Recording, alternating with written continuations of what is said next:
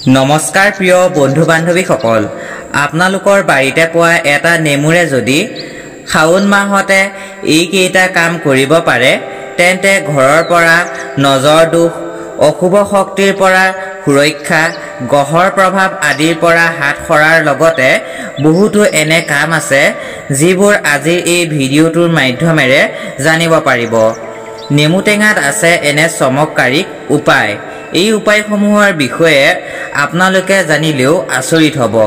কথাখিনি কোৱাৰ আগতে আপোনালোকলৈ এটা সৰু অনুৰোধ, যদি ভিডিঅ'টো ভাল পায় তেন্তে এটা লাইক কৰি দিব আৰু কমেণ্ট বক্সত ওম সয়ং শনিশ্বৰাই নমঃ বুলি লিখি থৈ যাব একদমেই নাপাহৰিব।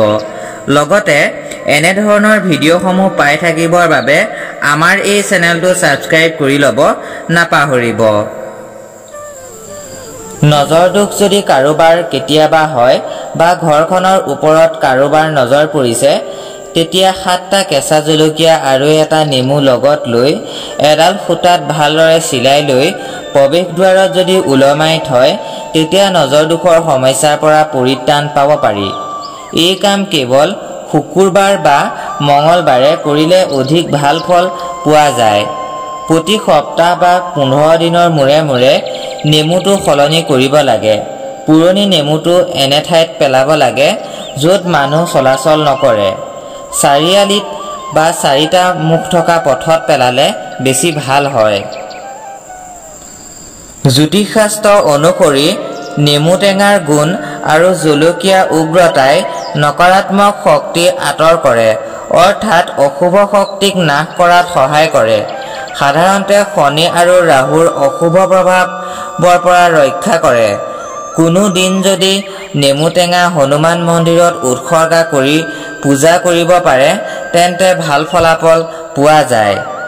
নৱজাতক শিশুক নজৰৰ পৰা ৰক্ষা কৰিবলৈ তেওঁলোকৰ বিচনাৰ কাষত বা কাপোৰত নেমু টেঙা বান্ধি থোৱা হয়।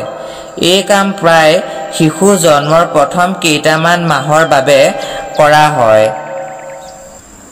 জ্যোতিষশাস্ত্ৰত নৱগ্ৰহ শনি, ৰাহু, কেতু, মংগল আদিৰ প্ৰভাৱৰ ওপৰত গুৰুত্ব দিয়া হয়।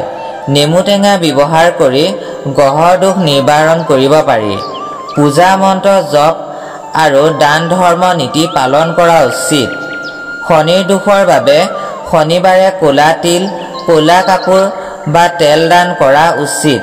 নিৰ্দিষ্ট গ্ৰহৰ শান্তিৰ বাবে মন্ত্ৰ জপা উচিত।